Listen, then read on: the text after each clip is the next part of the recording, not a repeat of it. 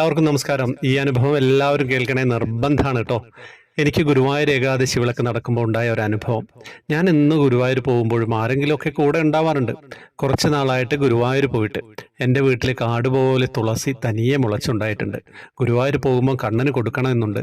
അവിടെ എടുക്കുമോ എന്നറിയില്ല, അതും അറിയണം. ഗുരുവായൂർ പോകണമെന്ന് മനസ്സ് പറഞ്ഞുകൊണ്ടിരിക്കുന്നു. കാലത്ത് ഏട്ടൻ അമ്പലത്തിൽ പോയി വന്നപ്പോൾ ഞാൻ ഗുരുവായൂർ പോകട്ടെ എന്ന് ചോദിച്ചു. ഒറ്റയ്ക്കാണ് പോകുന്നത് എന്ന് പറഞ്ഞു. പോയിക്കൊള്ളാൻ പറഞ്ഞു. ഞാൻ ത്രിമധുരത്തിൻ്റെ വാട്സപ്പ് ഗ്രൂപ്പിൽ കയറിയിട്ട് 1 മാസം ആവുന്നു.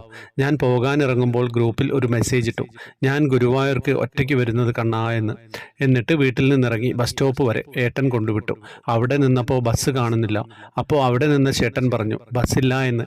എൻ്റെ കണ്ണ, ആശിച്ച് ഇറങ്ങിയിട്ട് പോകാൻ പറ്റില്ല എന്നാണോ എന്ന് മനസ്സിൽ പറഞ്ഞതും വേറെ വഴി വരുന്ന ഒരു ബസ് വന്നു. അതിൽ ഞാൻ കയറി. തൃപ്രയാർ എത്തി. ഗുരുവായൂർ ബസ് വന്നു. അതിൽ കയറിയിരുന്നു. കുറച്ചു കഴിഞ്ഞപ്പോൾ ഒരു ഫോൺ വന്നു. ത്രിമധുരത്തിലെ സുധയല്ലേ എന്ന് ചോദിച്ചു. അതേ എന്ന് പറഞ്ഞു. ഗുരുവായൂർ എത്തുമ്പോൾ ഈ നമ്പറിൽ എന്നെ വിളിക്കൂ എന്ന് പറഞ്ഞു. വിളിക്കാമെന്ന് ഞാൻ പറഞ്ഞു. അതൊരു ചേച്ചിയായിരുന്നു. ഞാൻ ഗുരുവായൂരെത്തി. ആ നമ്പറിൽ വിളിച്ചു. ആ ചേച്ചി എൻ്റെ അടുത്ത് വന്നു. ഞാനും ത്രിമധുരത്തിലുള്ളതാ എന്ന് പറഞ്ഞു. കണ്ടതിൽ വളരെ സന്തോഷം. ഞാൻ പറഞ്ഞു, നല്ല വരിയുണ്ട്, ഞാൻ വരി നിൽക്കട്ടെ എന്ന്. വേണ്ട, എൻ്റെ കൂടെ വരാൻ പറഞ്ഞു. ആ ചേച്ചിയുടെ കൂടെ ഞാൻ പോയി. ഒരു സ്വപ്നം കാണുന്നത് പോലെ ഗുരുവായൂരിൽ ഒറ്റയ്ക്ക് വന്നപ്പോൾ ഗുരുവായൂരപ്പൻ കൈപിടിച്ച് നടത്തും പോലെ ഒരു ഫീല്. ആ ചേച്ചി ഗുരുവായൂരുള്ളതാണ്.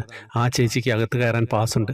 ആ പാസിൽ എന്നെ കൂടെ കയറ്റി അരമണിക്കൂർ കൊണ്ട് തൊഴുതിറങ്ങി എല്ലായിടവും കൊണ്ട് നടന്ന് കാണിച്ചു തന്നു. അവിടെ അന്ന് പഞ്ചഗവ്യം അഭിഷേകം ഭഗവാൻ ഉണ്ടായിരുന്നു. അതിൻ്റെ പ്രസാദം വാങ്ങി എനിക്ക് തന്നു. എന്നിട്ട് എന്നെ പുറത്തു വന്നപ്പോൾ ഭക്ഷണം കഴിക്കാനായി വിളിച്ചു. അന്ന് ഹോട്ടലുകാരുടെ ഏകാദശി വിളക്കായിരുന്നു. അവരുടെ ഭക്ഷണം ഉണ്ടായിരുന്നു. അവിടെ കൊണ്ടുപോയി ഭക്ഷണം കഴിച്ചു. പിന്നെ വഴിപാടിൻ്റെ പ്രസാദം വാങ്ങാനും കൂടെ നിന്നു. എല്ലാം ഒരു മായാലോകത്തിൽപ്പെട്ട ഒരു കുട്ടിയെപ്പോലെയായിരുന്നു എൻ്റെ അവസ്ഥ. ആ ചേച്ചിയോട് ഞാൻ ചോദിച്ചു, വീട്ടിലെ തുളസി ഇവിടെ എടുക്കുമോ എന്ന്. എടുക്കും, ഭഗവാന് മാല കെട്ടി അവർ ഇടും. അനന്തശയനത്തിനടുത്ത് മാല കെട്ടുന്ന വാര്യരുണ്ട്, ആളുടെ കയ്യിൽ കൊടുത്താൽ മതിയെന്ന് പറഞ്ഞു. ഭഗവാനെ അവർ മാല കെട്ടി കൊടുത്തോളൂ എന്ന് പറഞ്ഞു. എല്ലാം കൊണ്ടും സന്തോഷമായി വീട്ടിലേക്ക് മടങ്ങി. പിന്നീട് 5 വട്ടം ഗുരുവായൂർ പോയി. അപ്പോൾ ഒക്കെ തുളസിയും ഭഗവാന് കൊണ്ട് കൊടുത്തു. മധുരം ഗ്രൂപ്പിൽ കണ്ണനുണ്ട്. അതുകൊണ്ടാണ് ഗ്രൂപ്പിൽ മെസ്സേജ് ഇട്ടിട്ട് പോയ എനിക്ക് കണ്ണൻ തന്ന അനുഭവം. കണ്ണൻ എന്നെ കണ്ടു, എൻ്റെ കൈപിടിച്ച് നടത്തി.